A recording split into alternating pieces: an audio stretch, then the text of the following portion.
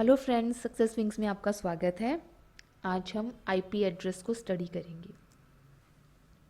IP stand for internet protocol. ये एक unique address होता है जो कंप्यूटर को असाइन किया जाता है जैसे ही वो कनेक्शन करता है नेट से। जैसे ये कंप्यूटर है, इसने कनेक्शन किया तो इसको एक यूनिक आईपी एड्रेस मिला। एक सिस्टम के जब जब वो नया कनेक्शन करेगा तब तब उसको एक यूनिक आईपी एड्रेस असाइन होगा। जैसे इसने 3 कनेक्शंस किए तो तीनों बार उसको अलग अलग यूनिक एड्रेस असाइन हुआ है। ये आईपी एड्रेस 32 बाइनरी बिट्स से मिलकर बनता है। ये जो आईपी एड्रेस है ये डिवाइडेड होता है 4 बाइट्स में। देखते हैं कैसे। जैसे ये आईपी एड्रेस 32 बिट्स का बना है, ये डिवाइडेड है 4 पार्ट्स में। इसका हर पार्ट 8 बिट्स का होता है। जैसे यहाँ पे 32 लिखा है, यानी वो 0 से 255 तक की रेंज में होता है हर पार्ट। यहाँ पर हम 0 to 255 कुछ भी यहाँ पे लिख सकते हैं। यहाँ पर भी इसकी रेंज कुछ भी जा सकती है। यहाँ पर भी 0 से 255 तक की रेंज जा सकती है। यहाँ पर भी 0 से 255 तक की रेंज जा सकती है। ये देखिए यहाँ पर ये एड्रेस है, इसको बाइनरी फॉर्म में लिखा है। ये 8 बिट्स का, हर पार्ट इसका 8 बिट्स का होता है। यानी ये देखिए इस तरह से 8 बिट्स का होता है और ये पूरा एड्रेस 32 बिट्स का इस तरह मिलके बन जाता है। आईपी एड्रेस 2 पार्ट्स में डिवाइडेड होता है, यानी उसको नेटवर्क आईडी में डिवाइड करते हैं और एक होस्ट आईडी में डिवाइड करते हैं। नेटवर्क आईडी को यूज़ करता है राउटर।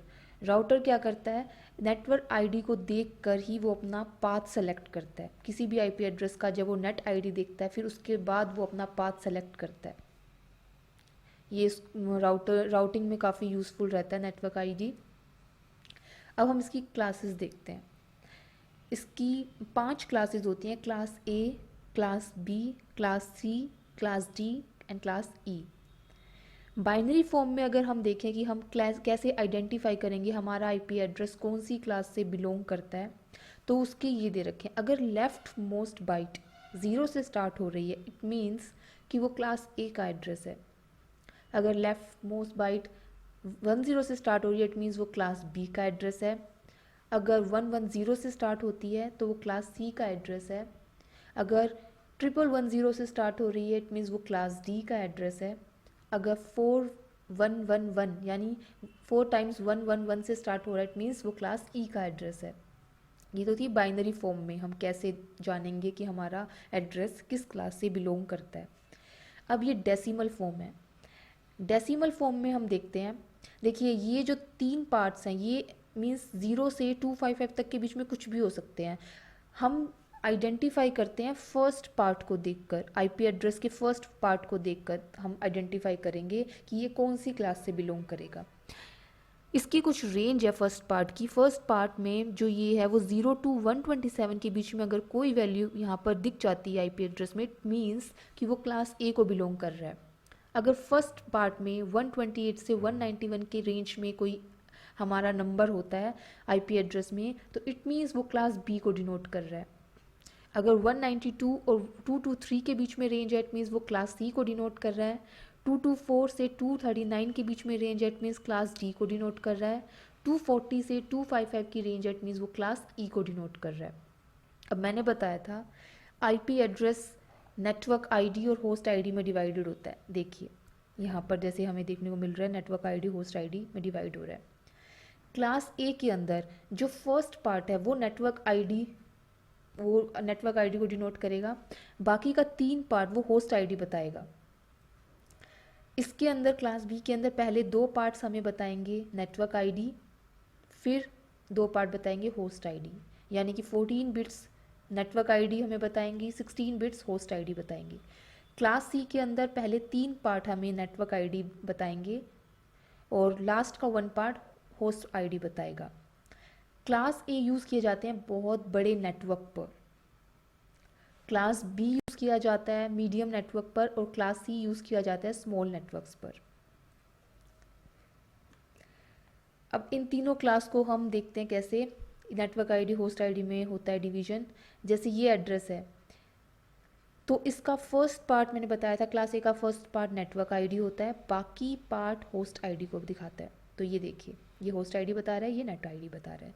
क्लास बी एड्रेस, इसमें 2 पार्ट्स नेट आईडी बताते हैं, 2 पार्ट्स होस्ट आईडी बताते हैं। तो वो देखिए, क्लास सी एड्रेस में पहले 3 पार्ट हमें नेटवर्क आईडी बताएंगे, लास्ट पार्ट होस्ट आईडी बताएगा। अब इसमें एक और चीज़ देखनी है, ये जो फर्स्ट पार्ट है ये 0 से 127 की रेंज में है, इट मीन्स ये क्लास ए का एड्रेस है। नेक्स्ट 128 से 191 की रेंज में है, यानी ये क्लास बी का एड्रेस है। ये 199 किसके बीच में लाई करता है, 192 से 223 के बीच में आ रहा है, इट मीन्स ये क्लास सी को डिनोट कर रहा है, यानी हम फर्स्ट पार्ट को देख के बता सकते हैं कि कौन सी क्लास का है। नेक्स्ट आईपी एड्रेस 2 तरह के होते हैं, static IP address and dynamic IP address. जैसे नाम से ये स्टैटिक कर दिया, मीन्स कि सिस्टम एडमिनिस्ट्रेटर ने अपना फिक्स कर दिया एक नेटवर्क आईपी एड्रेस, उसने नेटवर्क सेटिंग्स में जाके अपना एक आईपी एड्रेस फिक्स कर लिया, तो वो स्टैटिक हो गया। डायनामिक आईपी एड्रेस वो है कि जो सिस्टम है, सर्वर है, वो ऑटोमेटिकली असाइन करेगा नया आईपी एड्रेस होस्ट को जब जब कनेक्शंस होगा।